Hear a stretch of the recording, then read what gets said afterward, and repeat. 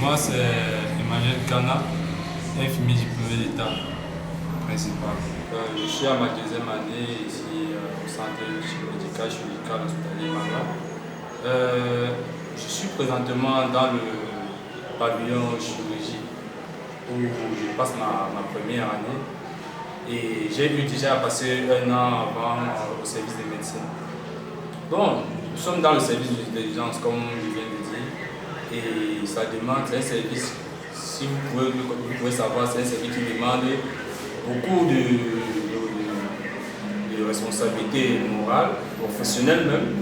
Et dès lors, j'ai pu m'adapter et c'est ça qui permet que voilà, je reste un peu dans ce service. Moi, c'est Joker Blandy, infirmière anesthésiste assistante. Je suis ici depuis 3 ans déjà aujourd'hui.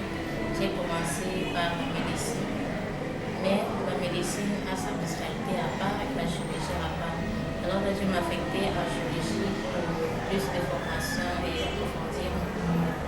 Par les compétences, on a préféré me préparer pour la chirurgie, où je me sens beaucoup plus à l'aise de prendre soin de ceux qui viennent en urgence, de prendre soin des accidentés. Pour moi, c'est un plaisir de le faire. Entre la médecine et la chirurgie, les malades de la médecine en fait ne sont pas des cas vraiment très graves, mais sont des cas beaucoup plus cliniques.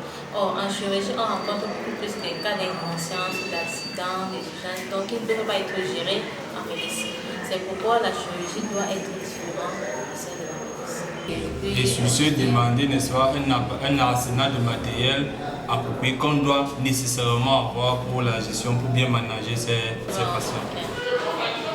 Parlant des cas chirurgicaux, on doit avoir par mois environ 20 à 30 malades. Oui, bon, il faut aussi noter qu'il y a une période où nos patients sont en santé et on peut avoir juste 5 à 10 cas de chirurgie. Le record personnel de la clinique a été de 42 cas en janvier 2010. Et durant ce mois, nous avons vraiment été épuisés par le temps. Oui, les cas les plus récurrents ici chez nous, j'ai eu par exemple en chirurgie gynécologique et les péritonites en chirurgie digestive.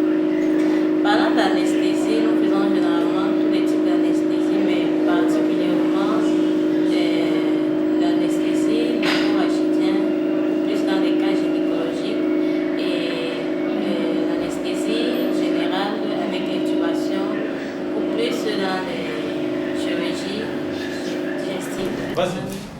Parlant de décès au cours d'une intervention chirurgicale, nous n'en avons jamais connu, Dieu merci.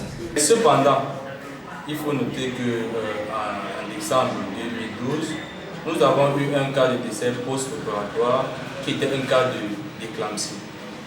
Nous avons fait tout notre possible pour pouvoir sauver la vie de la maman et l'enfant. Hélas, nous n'avons pu sauver que la vie de l'enfant. Statistiquement parlant, on enregistre environ 400 cas et plus de chirurgie lourde au jour Un cas de décès. En principe, au bloc opératoire, ce n'est pas tout le monde qui entre. Mais qu'à cela ne tienne, je vais vous le présenter.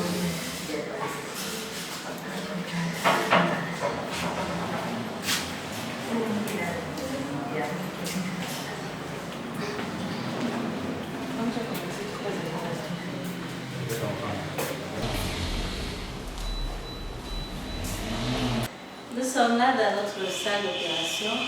Ici, nous avons un chronophare qui est une lampe sciatique, l'une des meilleures utilisées dans le monde. Ceci est notre appareil d'anesthésie